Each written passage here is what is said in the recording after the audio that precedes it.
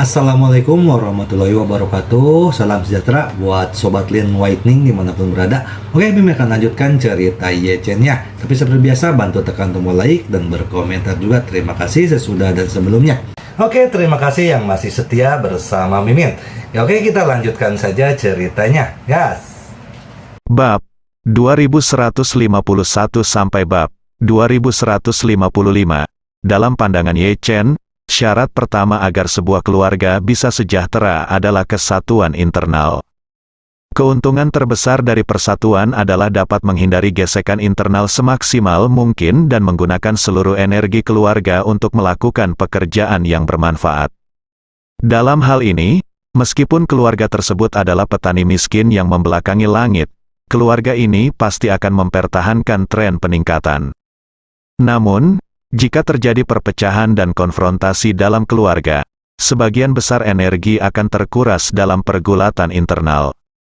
Akibatnya, keluarga ini tidak hanya memiliki cukup energi untuk melakukan pekerjaan yang bermanfaat, tetapi juga akan terjerumus ke dalam rawa kemunduran karena gesekan internal yang terus-menerus.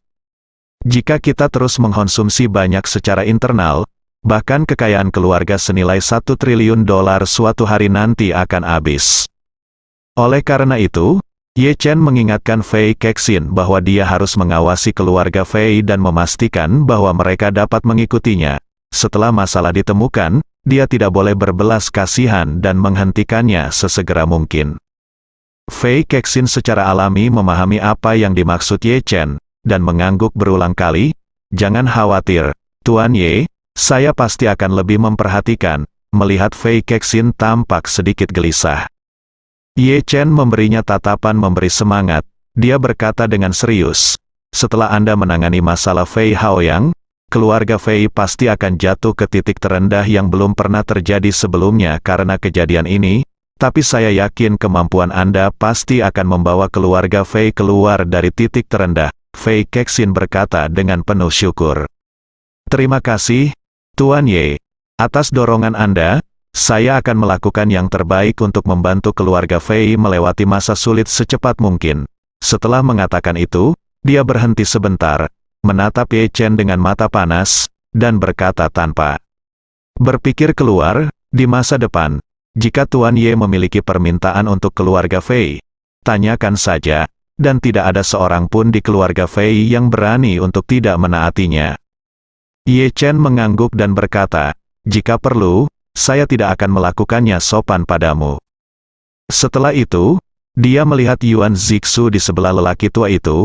Dia berkata, "Kamu adalah yang terkuat di antara ahli seni bela diri keluarga Fei. Mulai sekarang, kamu akan bertanggung jawab untuk melindungi keselamatan Nona Fei." Yuan Zixu berkata dengan tergesa-gesa dan penuh hormat, "Tuan Ye, saya seharusnya kembali ke rumah majikan saya untuk melanjutkan hidup saya. Mulai sekarang, adik laki-laki saya Zhang Chuan akan bertanggung jawab atas keselamatan keluarga Fei." Yechen mengerutkan kening dan berkata, "Zhang Chuan, mungkinkah prajurit bintang 5 itu?" Yuan Zixu bertanya dengan tergesa-gesa, "Tuan Ye, apakah Anda pernah bertemu dengan saudara muda Zhang?" Yechen mencibir dan berkata, "Jika tidak ada yang lain, dia masih harus berlutut di restoran." Setelah itu, dia memandang Fei Suebin dan berkata dengan dingin, "Pergi dan panggil Zhang Chuan."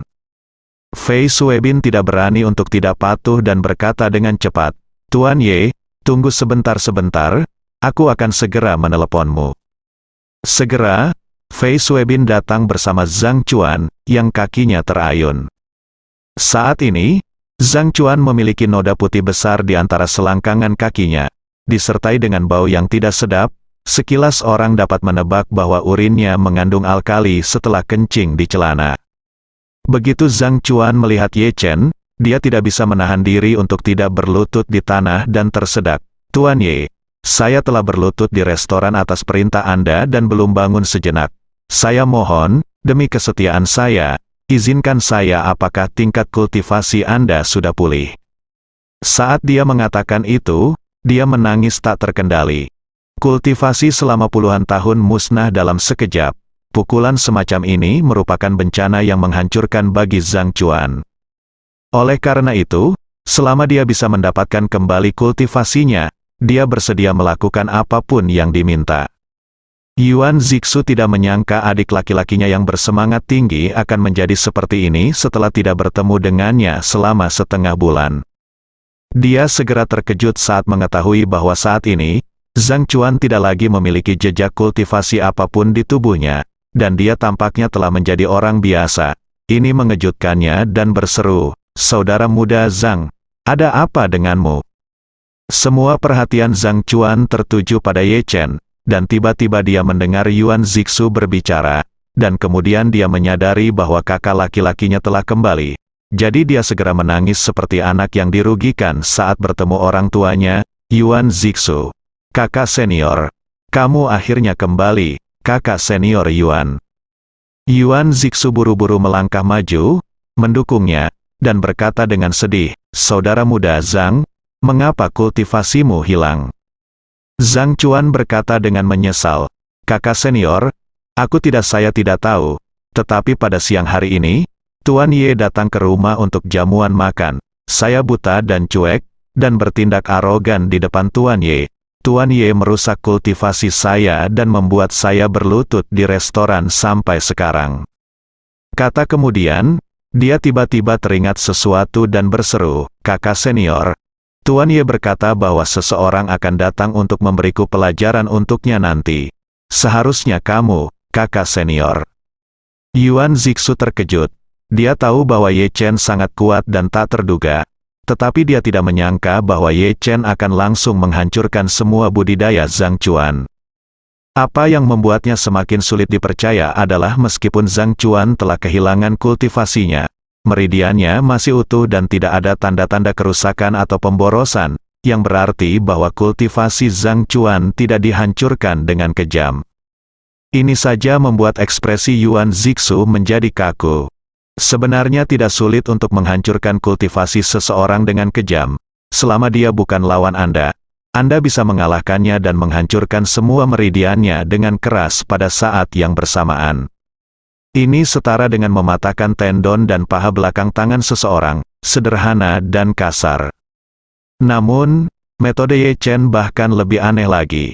Meridiannya masih utuh, tetapi budidayanya hancur total.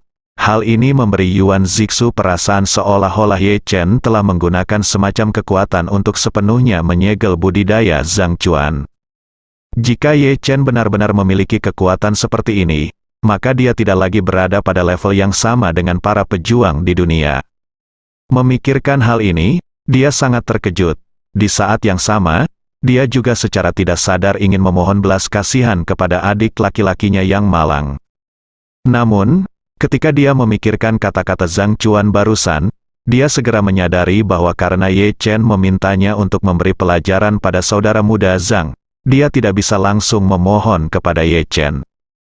Jadi, dia memandang Zhang Chuan, menamparkan wajahnya, dan berteriak dengan marah, "Zhang Chuan, kamu sangat berani, kamu berani menyinggung Tuan Ye. Apakah kamu benar-benar tidak tahu berapa berat badanmu?" Zhang Chuan adalah tertegun oleh tamparan kakak laki-lakinya, tetapi dia segera mengerti bahwa dia telah membuat Ye Chen marah dan tidak mungkin untuk melarikan diri dengan selamat. Saat ini, dia hanya bisa mencoba yang terbaik untuk memuaskan Ye Chen. Dan dengan menamparkan dirinya sendiri, kakak laki-laki itu memberi penjelasan pada Ye Chen. Memikirkan hal ini, dia segera berkata dengan penyesalan, "Saudaraku, saya tahu saya salah. Saya menyinggung Tuan Ye karena kebutaan saya, tolong hukum saya." Yuan Zixu menamparnya lagi dan berkata dengan dingin, "Tentu saja ya, saya harus menghukum Anda, jika tidak, dengan peran seperti Anda. Apakah Anda masih ingin Tuan Ye mengambil tindakan secara pribadi?" Setelah mengatakan itu, dia menatap Ye Chen dengan tenang dari sudut matanya dan melihat bahwa Ye ekspresi Chen dingin dan tidak tergerak. Jadi dia tidak bisa menahan diri untuk tidak menggigitnya. Sambil mengertakkan gigi, dia bergegas ke depan, menendang Zhang Chuan ke tanah, dan mengutuk dengan marah, "Hari ini, saya akan memberi Anda pelajaran untuk Tuan Ye, bajingan buta ini." Setelah itu, dia meraih Zhang Chuan. Beberapa tamparan ditampar di wajah Zhang Chuan satu demi satu. Untuk beberapa saat, ada tepuk tangan terus-menerus, dan hidung serta wajah Zhang Chuan memar dan bengkak. Zhang Chuan ditampar wajahnya satu demi satu, alih-alih berani menunjukkan kemarahan. Dia tersedak dengan kerendahan hati dan berkata, "Kakak senior benar, saya membuat semua kesalahan, itu semua salah saya bajingan dan saya pantas mati." Ye Chen tidak bisa melihat kepahitan kedua orang ini, dan berkata dengan dingin, "Oke, kalian saudara, berhentilah bertingkah di depanku, kamu Yuan Zixu, seorang prajurit bintang 7 yang agung, menamparkan orang yang tidak berguna berkali-kali, dan kamu bahkan tidak mendapatkannya, bahkan gigiku belum tanggal, apakah kamu benar-benar berpikir bahwa aku, Ye Chen, bodoh dan kamu berpura-pura menjadi aku di sini?" Pertanyaan Ye Chen membuat Yuan Zixu panik, dia tidak bisa menyembunyikan kegugupannya dan berkata, "Tuan Ye, jangan marah, jika Anda merasa tidak nyaman, saya akan merontokkan beberapa giginya sekarang, jika tidak berhasil, aku akan melakukannya lagi, patahkan saja kaki anjingnya, bagaimanapun, kamu akan puas."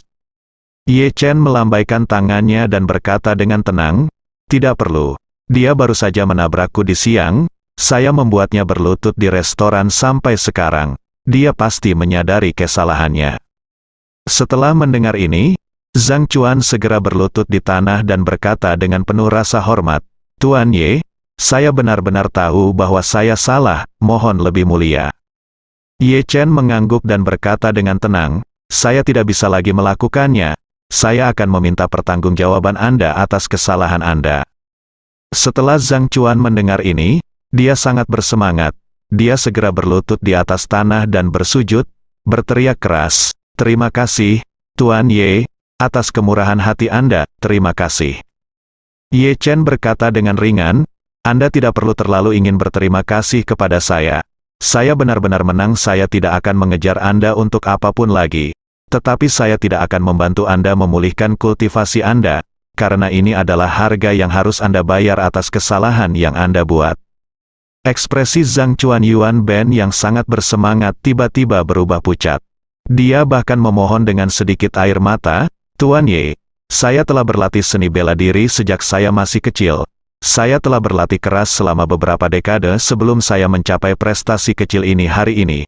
Jika Anda tidak dapat memulihkan kultivasi saya akankah lebih baik mati saja." Yuan Zixu di samping juga dengan cepat membungkuk dan berkata, "Tuan Ye, meskipun saudara muda Zhang memiliki kepribadian yang berapi-api, dia memang orang yang setia, dan dia telah berlatih keras untuk banyak hal, tahun. Saya harap Anda bisa membacanya, selama dia tidak melakukan kesalahan besar, beri dia kesempatan untuk mengubah caranya." Ye Chen melambaikan tangannya dan berkata, "Jika itu tidak mudah, maka itu tidak mudah untuk semuanya.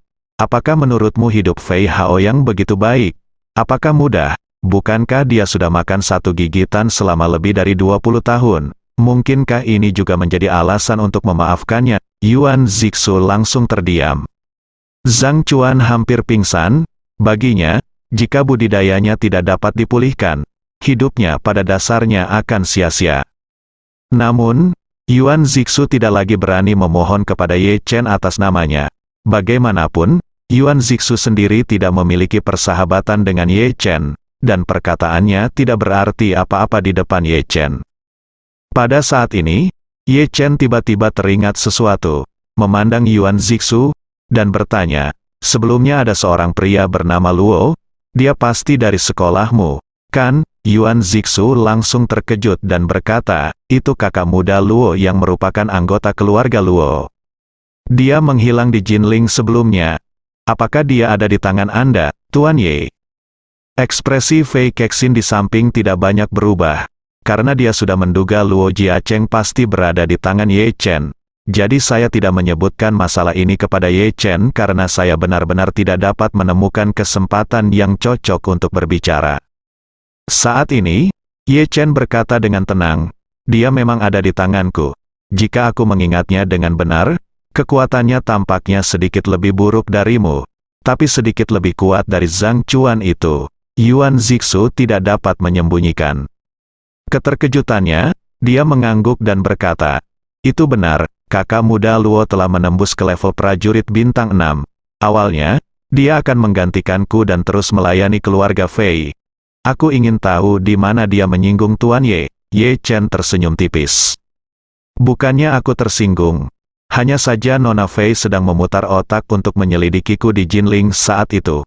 Kupikir pengawal di sebelahnya lebih merupakan penghalang. Jadi aku mengundangnya untuk tinggal di peternakan anjingku selama beberapa hari, kata Yuan Zixu. Ekspresinya sangat sedih. Meski sektenya memiliki banyak murid, hanya sedikit master yang benar-benar bisa menunjukkan keahliannya.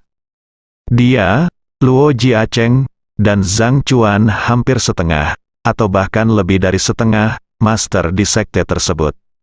Namun, setengah dari kerajaan ini hilang dari 2 orang hanya di tangan Ye Chen, yang juga sangat melemahkan kekuatan sekte secara keseluruhan.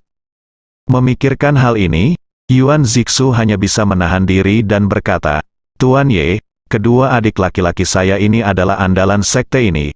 Mohon maafkan kesalahan mereka dan biarkan mereka pergi. Jika Anda punya instruksi dari Tuan Ye di masa depan, aku akan bertarung melawan pedang, dan jangan berani untuk tidak patuh. Ye Chen mengabaikan pernyataan Yuan Zixu dengan acuh tak acuh, melambaikan tangannya dan berkata, tidak ada gunanya berbicara lebih banyak, jika Anda benar-benar ingin saya melepaskan mereka, itu bukan tidak mungkin, tetapi Anda harus menerima persyaratan saya. Ketika Yuan Zixu mendengar bahwa masalah ini mungkin terjadi, dia segera berkata, Tuan Ye, tolong bicara, tidak peduli apa kondisinya, kami akan berusaha sebaik mungkin untuk memenuhinya. Ye Chen berkata dengan ringan, mudah, biarkan keduanya mencapai 10.000 yuan. Saya telah mengabdi di Istana Naga selama 3 tahun. Setelah 3 tahun, saya akan memberi mereka kebebasan. Mendengar ini, Zhang Chuan, yang sedang berlutut di tanah, langsung berkata tanpa berpikir, saya bersedia, selama Tuan Ye dapat memulihkan kultivasi saya bersedia mengabdi di Istana Wanlong untuk 3 tahun. Ye Chen tersenyum dan berkata, kalau begitu, saya akan memberi Anda 1 malam untuk membersihkan, dan membiarkan Wan Pojun mengatur agar Anda pergi ke Suriah besok. Zhang Chuan buru-buru bertanya. Tuan Ye, sebagai untuk kultivasi saya, maukah Anda membantu saya pulih dulu, atau menunggu sampai saya mengabdi di Istana Wanlong selama 3 tahun sebelum pulih? Ye Chen tidak bisa menahan diri untuk bertanya, jika Anda tidak memiliki kultivasi apapun, apa yang akan terjadi, yang Anda lakukan untuk Istana Wanlong? Melayani. Zhang Chuan segera memahami arti kata-kata Ye Chen, bersujud dengan cepat dan berkata, terima kasih, Tuan Ye, terima kasih, Tuan Ye, yakinlah, Tuan Ye, saya akan melakukan yang terbaik untuk melayani Istana Wanlong dan tidak pernah mengecewakan Tuan Ye. Harapan. Ye Chen mengangguk, mengulurkan tangannya dan melambai padanya sedikit, dan berkata, ingat, saya dapat memulihkan kultivasi Anda hari ini. Jika Anda jatuh ke tanganku lagi di masa depan, aku masih bisa memulihkan kultivasimu. Untuk menghancurkannya, aku tidak akan memberikanmu kesempatan lain kali. Zhang Chuan berkata tanpa berpikir, jangan khawatir, Tuan Ye, saya pasti tidak akan melakukannya lagi. Pada titik ini, dia tiba-tiba membeku. Lalu dia melihat tangannya, menutup matanya sejenak, dan berseru, kultivasi saya telah pulih. Ayo, bagaimana tiba-tiba pulih? Setelah itu, dia menatap Ye Chen dan berkata dengan air mata terima kasih, Tuan Ye, terima kasih, Tuan Ye. Yuan Zixu terkejut ketika dia mendengar ini. Setelah melihat lebih dekat, dia menemukan jejak kultivasi di tubuh Zhang Chuan. Pada saat ini, ada badai di dalam hatinya. Ye Chen tidak menyentuh Zhang Chuan sama sekali sekarang, dia hanya melambaikan tangannya, dan kultivasi Zhang Chuan dipulihkan seperti ini. Kekuatan macam apa ini? Raih tingkat kesempurnaan seperti itu. Ye Chen terlalu malas untuk menyembunyikan kekuatannya di depan keluarga Fei dan saudara Yuan Zixu. Jadi dia berkata dengan suara yang memaksa, setelah saya kembali ke Jinling, saya akan memulihkan kesadaran Luo Jiacheng dan budidaya. Biarkan dia pergi ke Suriah untuk melapor ke Istana Wanlong. Setelah 3 tahun, Istana Wanlong akan membiarkan mereka pergi. Tetapi jika mereka mencoba melarikan diri selama 3 tahun ini, saya pasti akan membunuh mereka. Zhang Chuan mengangguk dan berjanji. Bahkan Yuan Zixu di samping terus berjanji, "Jangan khawatir, Tuan Ye, mereka berdua akan berusaha sekuat tenaga untuk melayani Istana Wanlong dan tidak akan pernah melarikan diri di tengah jalan." Ye Chen mengangguk sedikit, lalu berkata, "Satu hal lagi, mulai sekarang, apakah itu keluarga Fei atau ahli seni bela diri yang terkait dengan keluarga Fei, mereka tidak akan pernah memasuki Tiongkok tanpa perintah saya. Jika tidak, siapapun itu, saya tidak akan sopan." Ye Chen tahu bahwa di belakang Yuan Zixu dan yang lainnya ada sekte di bidang seni bela diri. Saat ini, kecuali beberapa keluarga seni bela diri, tidak ada sekte seni bela diri di Tiongkok, dan hampir semua sekte seni bela diri berada di luar negeri. Oleh karena itu, dia ingin mengingatkan Yuan Zixu dan sekte di belakangnya untuk menjauh dari Tiongkok mulai sekarang. Sedangkan untuk keluarga Fei, Ye Chen tidak ingin mereka terlalu terlibat di Tiongkok. Lagi pula, begitu keluarga sebesar itu mengalihkan fokusnya ke Tiongkok, hal itu pasti akan memicu banyak reaksi berantai, yang mungkin bukan hal yang baik bagi keluarga Fei, Ye Chen dan keluarga Ye. Selain itu, Ye Chen juga tahu betul bahwa gadis Fei Kexin terlalu pintar, jadi tanpa sadar dia ingin menjaga jarak tertentu dari Fei Kexin untuk menghindari masalah yang tidak perlu. Apakah itu keluarga Fei atau Yuan Zixu? Mereka setuju tanpa ragu-ragu. Yang paling mereka takuti sekarang adalah kemarahan Ye Chen, jadi tidak ada yang mau menantang Yang Mulia. Hanya saja hati Fei Kexin agak pahit. Saat ini, dia masih memikirkan bagaimana cara mentransfer bisnisnya ke Tiongkok di masa depan, sehingga dia dapat menemukan peluang untuk lebih sering bertemu Ye Chen. Tanpa diduga, Ye Chen sepertinya memahami pikirannya dan langsung mencekik pikirannya di buayan. Saat ini, Ye Chen tidak ingin membuang waktu lagi di rumah Fei. Jadi dia mendesak Fei Sanhai untuk segera menandatangani dokumen hukum dan menyerahkan posisi ketua dewan direksi kepada Fei Kexin. Belakangan, Tuan Fei tidak sabar untuk menandatangani surat kuasa, memberikan Fei Kexin wewenang penuh untuk mengendalikan seluruh asetnya. Dengan cara ini, Fei Kexin resmi menjadi kepala baru keluarga Fei, dan dia adalah kepala keluarga yang memegang kekuasaan dewan direksi dan keuangan. Selama dia memegang kedua hak ini dengan kuat di tangannya, tidak ada seorang pun di keluarga Fei yang dapat melakukan apapun padanya. Setelah semuanya beres, Fei Kexin berinisiatif berkata kepada Ye Chen, "Tuan Ye, 50 miliar dolar AS dapat dibayarkan ke rekening Anda kapan saja. Kapan Anda berencana untuk menukar pil peremajaan?" Ye Chen tersenyum dan berkata, "Saya akan membayarnya kepada Anda kapan saja. Tidak apa-apa, saya akan memberikan akun saya nanti, dan Anda mentransfer uang ke rekening saya, dan saya akan segera memberi Anda pil peremajaan." Kata Fei Kexin tanpa berpikir, "Baiklah, Tuan Ye, saya akan segera mengatur keuangannya, bayar." Ye Chen memikirkan sesuatu dan berkata, "Nona Fei, tunggu sebentar." Setelah itu, dia mengeluarkan ponselnya dan panggil Wan Pojun. Ketika panggilan tersambung, Ye Chen berkata, "Pojun, kirimkan saya nomor rekening pembayaran Istana Wanlong, dan saya akan meminta Nona Fei untuk mentransfer 10 miliar dolar AS ke rekening Anda." Wan Pojun bertanya dengan heran, "Tuan Ye, kamu, apa yang akan kamu lakukan? Tidak ada kekurangan uang di rekening Istana Wanlong. Selain itu, bagaimana bawahanku bisa meminta uangmu?" Ye Chen berkata dengan serius, "Kamu ingin membangun basis sekarang. Perangkat lunak dan perangkat keras memerlukan banyak dukungan finansial. Semakin banyak uang, semakin baik. Selain itu, Anda telah menginvestasikan banyak tenaga dan sumber daya material untuk datang ke Amerika Serikat kali ini. Bagaimana saya bisa membiarkan saudara-saudara dari Istana Wanlong kembali dengan tangan kosong?" Wan Pojun sedang sibuk berkata, "Tuan Ye, seluruh Istana Wanlong setia kepada Anda. Mengapa Anda harus terlalu terasing dari kami?" Ye Chen berkata dengan sangat serius, Bahkan tuan dan panglima perang masyarakat feodal tidak bisa membiarkan bawahannya para prajurit membawa makanan dan pakan ternak mereka sendiri untuk berperang demi dia. Karena Istana Wanlong setia kepada saya harus memberikan dukungan yang cukup dalam hal dana. Di masa depan, Istana Wanlong akan semakin berkembang kekuatannya sendiri, yang membutuhkan dana dalam jumlah besar. Uang ini Anda bisa menyimpannya untuk pengembangan Anda sendiri. Ketika Wan Pojun mendengar ini, dia langsung tidak lagi menolak, tetapi berkata dengan sangat hormat, "Tuan Ye, jangan khawatir, bawahanku pasti akan meningkatkan kekuatan Istana Wanlong beberapa tingkat." "Oke," Ye Chen berkata dengan puas, "urusan malam ini harus diselesaikan dengan indah." Wan Pojun berseru, "Jangan khawatir, saya punya mengatur sejumlah besar orang untuk mengendalikan situasi. Dan saya tidak akan pernah membiarkan siapapun lari." Beberapa menit kemudian, 50 miliar dolar AS dari keluarga Fei dikirim ke rekening dolar AS Ye Chen dan Wan Longdian dalam 2 kali angsuran.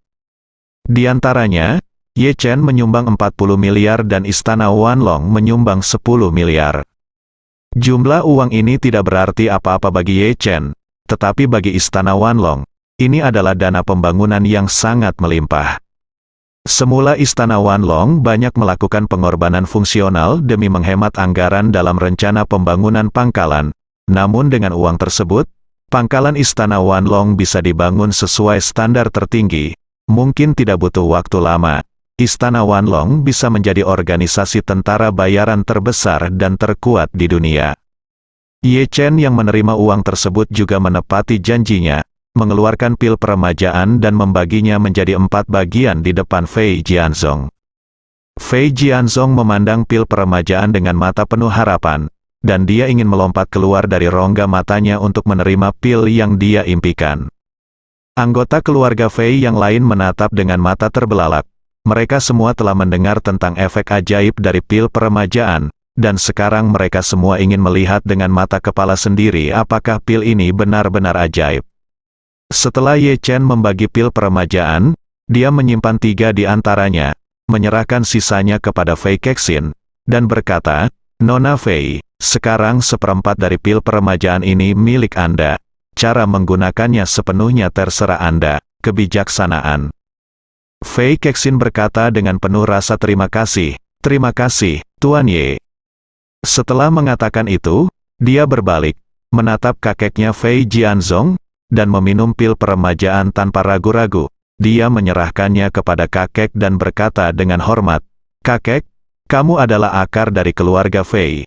Tanpamu, tidak akan ada yang seperti keluarga Fei saat ini, jadi kamu berhak mendapatkan 1/4 pil peremajaan ini. Terimalah." Fei Jianzong mengulurkan tangan dan mengambil pil peremajaan, merasa bersemangat dan terharu. "Saya bersemangat karena saya akhirnya mendapatkan pil peremajaan dan hidup saya akhirnya diperpanjang. Saya terharu karena cucu saya tidak mengecewakan saya. Meskipun dia sudah berkuasa, dia tetap menghormati saya dan memberi saya wajah yang cukup. Jadilah sangat baik pada dirimu sendiri." Memikirkan hal ini, kehilangan kepala keluarga Fei tidak lagi berdampak negatif padanya. Sebaliknya, dia merasa bahwa mulai sekarang, dia akan mengambil posisi belakang, meminum pil peremajaan dan menyanyikan lagu, dan dia bisa hidup bahagia setidaknya selama 10 atau 20 tahun. Jika cucu perempuan saya yang berharga ini dapat terus berusaha dan membantu dirinya mendapatkan pil peremajaan, dia dapat hidup 30 atau 40 tahun lagi. Adapun kepala keluarga Fei, tidak ada yang terlewatkan. Mendengar hal ini, suasana hati Fei Jianzong tiba-tiba menjadi cerah. Perasaan pencerahan yang tiba-tiba ini tidak hanya membuka jendela di hatiku, tapi juga bahagia seperti merobohkan ruangan di hatiku. Jadi, dia memasukkan 1/4 pil peremajaan ke dalam mulutnya hampir tanpa berpikir, menutup matanya, dan merasakan kekuatan luar biasa dari pil peremajaan dengan hatinya.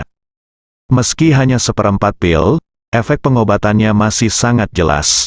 Fei Jianzong merasa seluruh tubuhnya tiba-tiba menjadi lebih ringan, tubuhnya yang lelah dan semangatnya yang tertekan meningkat pesat dalam sekejap. Hal ini tiba-tiba membawanya kembali ke perasaan yang dia alami beberapa tahun yang lalu. Di usianya, setiap hari ia merasa tubuhnya tidak sebaik dulu.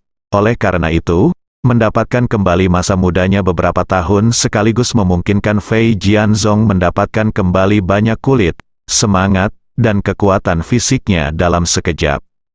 Melihat kulit Tuan Fei telah membaik secara signifikan, semua orang di keluarga Fei terkejut dan tidak bisa berkata-kata. Terutama Fei Sanhai, ketika dia melihat seperempat pil peremajaan memiliki efek seperti itu. Dia hanya bisa menghela nafas, pantas saja lelaki tua itu rela mengeluarkan lebih dari 200 miliar untuk membeli pil peremajaan. Ini hanya seperempatnya. Jika dia bisa mendapatkan keseluruhannya, bukankah kamu akan tiba-tiba menjadi 20 tahun lebih muda? Kalau begitu, aku khawatir kamu akan seumuran denganku. Kemudian, dia tidak bisa menahan diri untuk berpikir dalam hati. Jika lelaki tua itu masih memiliki kesempatan untuk mendapatkan lebih banyak pil peremajaan, maka saya mungkin akan mati di depannya. Memikirkan hal ini, Fei Sanhai merasa sedikit tertekan. Dia tahu bahwa dia telah menyerah sekarang, dan hal-hal seperti pil peremajaan pasti di luar jangkauannya. Saat ini, Fei Jianzong sedang menangis kegirangan. Dia akhirnya mendapatkan pil peremajaan sesuai keinginannya.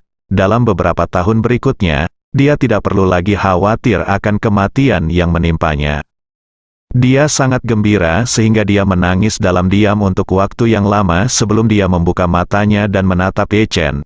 Dia tersedak rasa terima kasih dan berkata, "Tuan Ye, terima kasih atas kebaikan Anda, saya akan mengingatnya selama sisa hidup saya." Hidup. Ye Chen melambaikan tangannya dan menunjuk ke arah Fei Ke. Xin berkata, "Jika kamu ingin berterima kasih kepada cucumu, dia memberimu pil peremajaan." Fei Jianzong mengangguk berulang kali, "Saya mengerti." Setelah mengatakan itu, dia dengan cepat berbalik berkeliling dan berkata kepada Fei Kexin, "Kexin, terima kasih."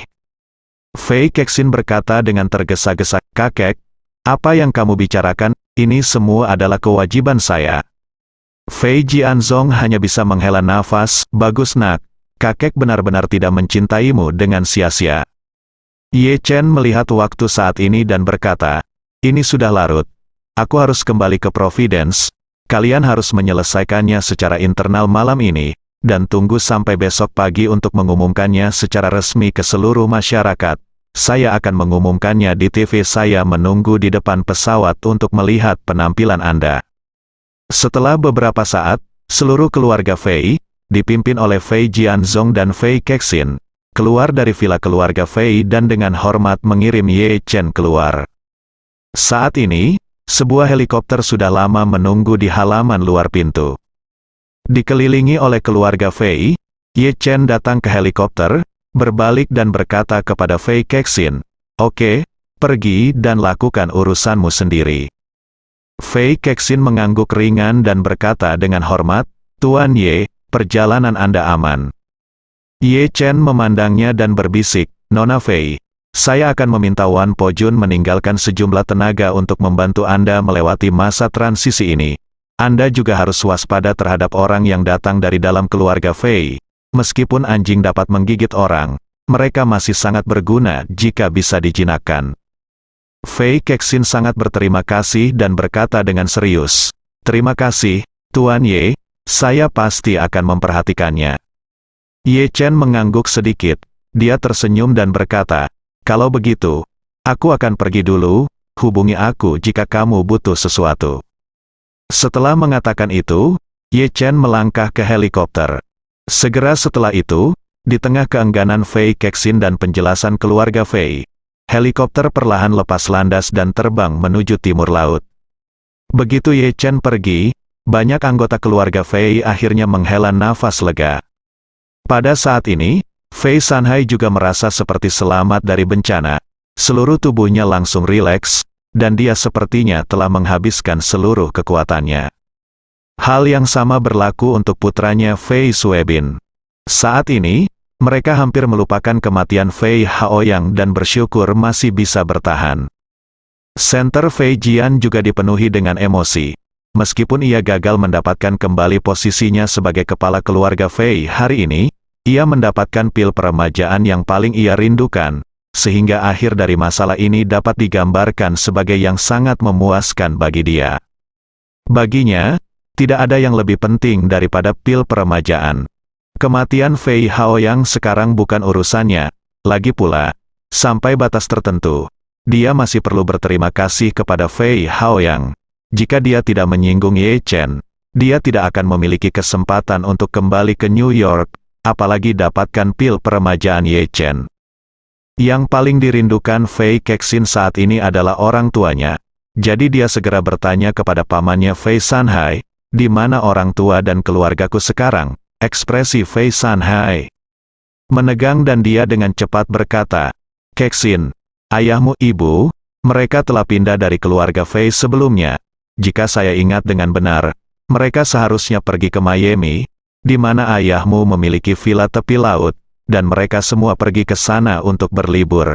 Fei Kexin dia mengerutkan kening dan berkata, jika orang tuaku pergi berlibur, aku masih akan mempercayainya. Tapi kakak dan adikku semuanya memiliki posisi sebenarnya di grup. Bagaimana mereka bisa pergi ke Miami untuk berlibur? Apakah mereka tidak perlu bekerja lagi? Fei Sanhai tiba-tiba merasa tidak nyaman. Orang tua dan kerabat Fei Kexin diusir dari keluarga Fei segera setelah dia merebut kekuasaan. Dan saudara laki-laki dan perempuannya yang memiliki posisi sebenarnya di grup semuanya langsung dipecat tanpa kecuali. Selain itu, untuk mencegah mereka memberikan ancaman apapun kepadanya, Fei Sanhai secara eksplisit melarang mereka berpartisipasi dalam kegiatan publik apapun. Dia tidak akan memberi mereka kebebasan sampai dia tahu bahwa negaranya stabil dan ayahnya telah sepenuhnya kembali ke barat. Oleh karena itu, dapat dikatakan bahwa keluarga Fei Kexin terpaksa pergi ke Miami dan dijadikan tahanan rumah olehnya. Sekarang Fei Kexin telah menjadi kepala keluarga Fei, dan mendapat dukungan dari Ye Chen dan Istana Wanlong. Fei Sanhai khawatir tentang penyelesaian rekeningnya di masa depan. Jadi dia sangat gugup di dalam hatinya, jadi dia hanya bisa menggigit peluru dan berkata, Kexin, sejujurnya, izinkan saya mengatakan yang sebenarnya, niat saya agar keluarga Anda pergi ke Miami. Saya pikir akan lebih damai bagi saya jika mereka meninggalkan New York. Pada titik ini, dia takut Fei Kexin akan marah, jadi dia segera berkata dengan nada meminta maaf, Kexin, paman juga bingung sejenak. Tolong jangan berpengetahuan seperti saya. Fei Kexin sudah menebak motifnya melakukan ini, dan alasan mengapa dia sengaja memintanya adalah untuk mengacungkan jempolnya, melihat sikapnya yang mengakui kesalahannya. Lumayan, kata Fei Kexin. Paman, seperti kata pepatah, semua kesibukan di dunia adalah untuk keuntungan, dan hiruk-pikuk di dunia adalah untuk keuntungan. Meskipun apa yang telah kamu lakukan sangat tidak pantas dan bahkan tidak bermoral, tapi aku bisa memahaminya. Iya, Fei Sanhai berkata sambil tersenyum meminta maaf, terima kasih. Saya akan melanjutkan kasus ini, tetapi Anda harus berangkat semalaman untuk pergi ke Miami, meminta maaf secara langsung kepada orang tua dan keluarga saya, lalu membawa mereka kembali utuh, baik. Fei Sanhai tidak menyangka bahwa Fei Kexin akan bersikap lunak, memberi diri saya langkah maju. Saya sangat bersemangat sehingga saya berkata hampir tanpa berpikir, kalau begitu saya akan bersiap-siap dan terbang ke Miami. Saat dia mengatakan ini, seorang tentara dari Istana Wanlong berlari dan berkata kepada Fei Kexin, Nona Fei, beberapa mobil polisi keluar dari gerbang. Mereka mengatakan bahwa Inspektur Li ingin menemui Fei Sanhai. Li Yalin, Fei Kexin mengerutkan kening dan berkata, bukankah dia detektif Tiongkok? Setelah itu, dia menoleh ke Fei Sanhai dan bertanya, Paman, apakah kamu memiliki hubungan dengan Li Yalin, atau apakah dia sedang menyelidiki kasus Fei Haoyang? Fei Sanhai berkata dengan cepat, Kexin, kamu tidak tahu apa-apa. Sebelum kamu kembali, Tuan Ye terlebih dahulu menculik Haoyang, lalu memotong kedua telinga Haoyang, dan secara terbuka meminta 200 miliar dolar AS dalam bentuk mata uang kripto digital. Kakak tertuamu pergi untuk menghubungi mereka, dan mereka memanfaatkan kesempatan itu. Ada banyak hype di internet, dan seluruh dunia tahu tentang penculikan Haoyang. Dan kasus ini kebetulan ditangani oleh Li Yalin. Dia tidak bisa menemukan petunjuk apapun dan sangat tidak sabar. Dia pernah ke sini sekali sebelumnya. Saya mengabaikannya, dan saya tidak tahu mengapa saya di sini lagi sekarang. Setelah mendengar beberapa kata ini, Fei Kexin hanya bisa menghela nafas. Sepertinya Tuan Ye punya rencana, dan dia berada di belakangnya untuk menambah bahan bakar ke dalam api. Dia hanya ingin membuat keluarga Fei bahagia setelah insiden itu terungkap. Reputasi mereka telah mengalami pukulan telak. Fei Sanhai buru-buru berkata, "Kexin, Li Yalin ini bukan lampu hemat bahan bakar. Apakah menurutmu seseorang harus menyuruhnya pergi dulu?" Fei Kexin menggelengkan kepalanya dan berkata, "Suruh mereka pergi. Jika kamu mendapatkannya sebentar, itu tidak akan bertahan selamanya. Silakan undang mereka masuk, dan saya akan pergi menemuinya sebentar." Setelah mendengar ini, prajurit istana Wanlong segera berkata dengan hormat, "Oke, Nona Fei." Fei Kexin berkata kepada Fei Jian di kali ini Zong dan Fei Sanhai berkata, "Kakek, Paman, silakan ikut dengan saya untuk menemui Inspektur Li. Adapun yang lainnya, silakan kembali dan istirahat dulu." Fei Jian Zong dan Fei Sanhai tentu saja tidak keberatan, dan semua orang segera bersiap pergi dulu. Fei Sanhai menghentikan putranya Fei Suebin dan berkata, "Suebin, tolong atur penerbangan. Setelah saya menemani Kexin menemui Inspektur Li, kita akan pergi ke Miami bersama." Fei Suebin berkata dengan cepat, "Baiklah ayah, mari kita buat pengaturannya."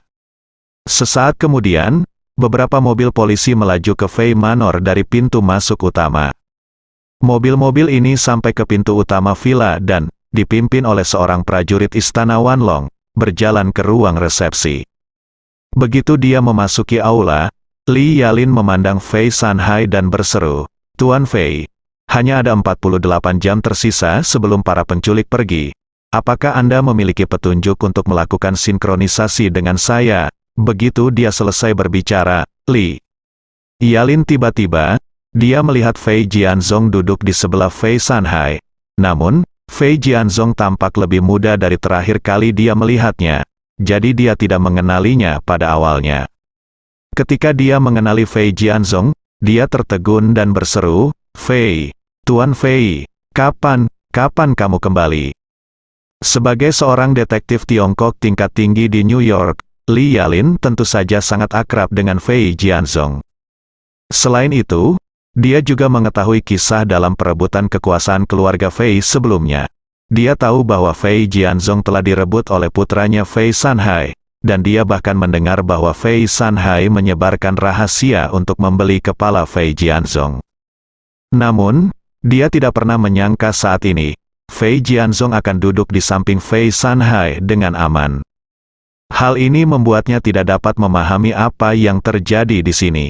Pada saat ini, Fei Jianzong sedikit melengkungkan tangannya ke arah Li Yalin dan berkata, "Terima kasih atas perhatian Inspektur Li, saya baru saja kembali hari ini." Setelah mengatakan itu, dia menunjuk ke arah Fei Kexin di sampingnya dan berkata sambil tersenyum, "Detektif Li, izinkan saya memperkenalkan kepada Anda. Ini adalah cucu perempuan saya yang paling saya cintai, Fei Kexin. Saya ingin tahu apakah kalian berdua pernah bertemu." Li Yalin memandang Fei Kexin dan berkata dengan sopan, "Halo, Nona Fei. Kami telah bertemu di beberapa acara sebelumnya, tapi kami belum pernah berbicara."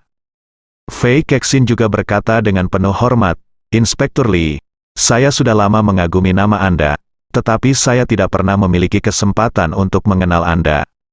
Fei Jianzong mengatakan ini berkata, "Detektif Li, Kexin kini telah resmi menjadi kepala baru keluarga Fei.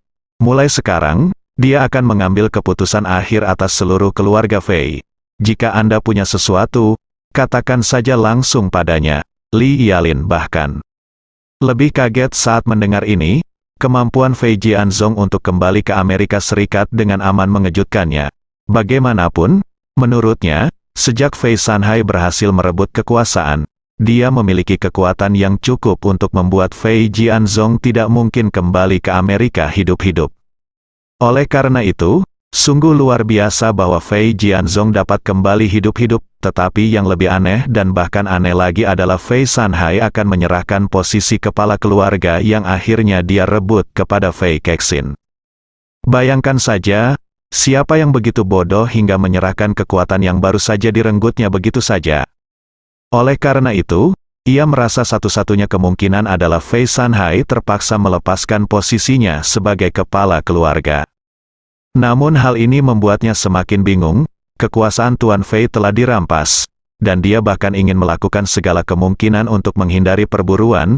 Bagaimana dia bisa memaksa Fei Sanhai, yang sudah menduduki jabatan tinggi, untuk turun tahta? Selain itu, mustahil bagi Fei Sanhai untuk membuat keputusan seperti itu, bahkan jika otaknya ditendang berkeping-keping oleh seekor keledai. Mungkinkah? Apakah ada kekuatan eksternal yang lebih kuat daripada Fei Sanhai yang membantu Fei Jianzhong? Setelah memikirkannya, sepertinya ini adalah satu-satunya kemungkinan. Memikirkan hal ini, dia tidak bisa tidak memikirkan keadaan seputar penculikan Fei Haoyang. Dan dia bahkan lebih terkejut lagi. Dia selalu merasakan hal ini, dua hal tersebut memiliki hubungan yang kuat satu sama lain. Bahkan mungkin ada semacam teori konspirasi yang belum bisa saya lihat atau sentuh. Jadi, dia tidak bisa menahan diri untuk tidak bertanya kepada Fei Sanhai, "Tuan Fei, apakah Anda sudah memikirkan petunjuk baru tentang penculikan putra Anda Fei Haoyang? Mungkinkah penculiknya tidak berada di sini demi uang, tetapi punya motif lain?" Fei Sanhai berkata dengan canggung, "Ya, sejujurnya, Inspektur Li, saya tidak tahu sama sekali." Li Yalin secara intuitif percaya bahwa Fei Sanhai pasti tidak mengatakan yang sebenarnya kepadanya. Fei Jianzhong dan Fei di hadapan Kexin. Dia tidak bisa menyelesaikan masalah. Jadi dia bertanya, "Tuan Fei, apakah Anda menyiapkan mata uang kripto yang mereka minta untuk para penculik?" Fei Sanhai berkata dengan canggung, "Baiklah. Inspektur Li, keponakan saya Kexin sekarang bertanggung jawab atas semua urusan keluarga Fei. Jadi Anda harus bertanya padanya tentang masalah ini." Li Yalin sedikit mengernyit, menoleh ke arah Fei Kexin, dan bertanya, "Nona Fei, karena Anda adalah kepala keluarga Fei, bagaimana Anda akan menangani penculikan Fei Haoyang?" Fei Kexin menghitung waktu, berpikir bahwa Ye Chen akan segera meminta seseorang mempublikasikan video itu. Jadi dia tidak bisa mengungkapnya dirinya di depan Li Yalin. Belum ada kekurangan. Jadi, dia berkata kepada Li Yalin dengan tegas, "Inspektur Li, meskipun Haoyang sedikit lebih tua dari saya, dia adalah keponakan tertua saya dan putra serta cucu tertua dari keluarga Fei. Tentu saja, kami akan melakukan yang terbaik, selamatkan dia. Jadi saya juga berharap polisi bisa berusaha sekuat tenaga untuk menyelamatkannya dari para penculik." Li Yalin tidak tahu apakah Fei Kexin bersungguh-sungguh dengan perkataannya. Tapi dia hanya bisa berkata dengan serius, "Polisi New York, kami telah melakukan apa yang kami lakukan. Yang terbaik adalah menyelamatkannya. Kami mencoba yang terbaik untuk mencari semua petunjuk yang relevan. Tetapi para penculik ini terlalu profesional. Dalam waktu singkat, kami tidak memiliki petunjuk substantif sama sekali. Sekarang kami bukan saja tidak tahu di mana Tuan Fei adalah, kami bahkan tidak tahu tentang penculikan itu. Kekuatan macam apa orang-orangnya?" Saat dia berbicara, Li Yalin menambahkan, "Saya sebelumnya berspekulasi bahwa para penculik mungkin tidak menculik Tuan Fei untuk meminta tebusan. Menurut pendapat saya, rangkaian tindakan para penculik lebih seperti konspirasi yang telah direncanakan sejak lama. Untuk eksekusi publik terhadap keluarga Fei, mereka mungkin telah menguasai beberapa skandal memalukan tentang Tuan Fei. Dan kemudian dengan sengaja membuat penculikannya diketahui semua orang, dan juga dengan sengaja mengarahkan opini publik untuk bersimpati kepada Tuan Fei. Dengan cara ini, jika mereka mengungkap skandal Tuan Fei lagi, mereka akan dapat mencapai efek pertama-tama mempromosikan dan kemudian menekan. Dalam hal ini, hal itu juga akan berdampak negatif yang sangat besar, berdampak pada keluarga Fei. Fei Kexin mau tak mau merasa sedikit terkejut di lubuk hatinya. Tampaknya, Detektif Lee telah mengetahui sebab dan akibat dari masalah ini, tetapi dia belum memahami petunjuk spesifiknya. Namun, dia hanya bisa berpura-pura bingung dan berkata, "Detektif Lee, sejujurnya, saya tidak begitu mengerti maksud Anda. Haoyang masih sangat muda dan baru saja memasuki masyarakat. Skandal apa yang bisa dia alami?" Kepalanya dan berkata, "Saya juga tidak mengetahui hal ini. Tetapi saya yakin karena para penculik ini menculiknya, memotong telinganya dan menceritakannya kepada dunia, maka saya yakin skandal itu pasti menimpanya." Dengan itu, dia melihat ke arah Fei Sanhai dan berkata dengan serius, "Tuan Fei, saya telah mengatakan hal yang sama kepada Anda sebelumnya. Saya merasa Anda mengetahui sesuatu, tetapi untuk beberapa alasan Anda tidak memberitahu saya. Tetapi saya ingin melakukannya mengingatkan Anda bahwa waktu yang tersisa sebelum para penculik semakin pendek. Jika para penculik benar-benar mengungkapkan skandal besar Fei Haoyang, reputasi keluarga Fei tidak hanya akan hancur, tetapi polisi kita juga akan menghadapi dilema. Mungkin pada saat itu, orang-orang tidak akan lagi mendukung kami dalam menyelamatkan Fei Haoyang. Jika kami melanjutkan, kami mungkin kehilangan dukungan dari rakyat. Jika kami tidak melanjutkan, kami akan kehilangan martabat kami sebagai petugas polisi," kata Fei Sanhai dengan malu. "Inspektur Lee, saya benar-benar tidak tahu cucu saya, semuanya."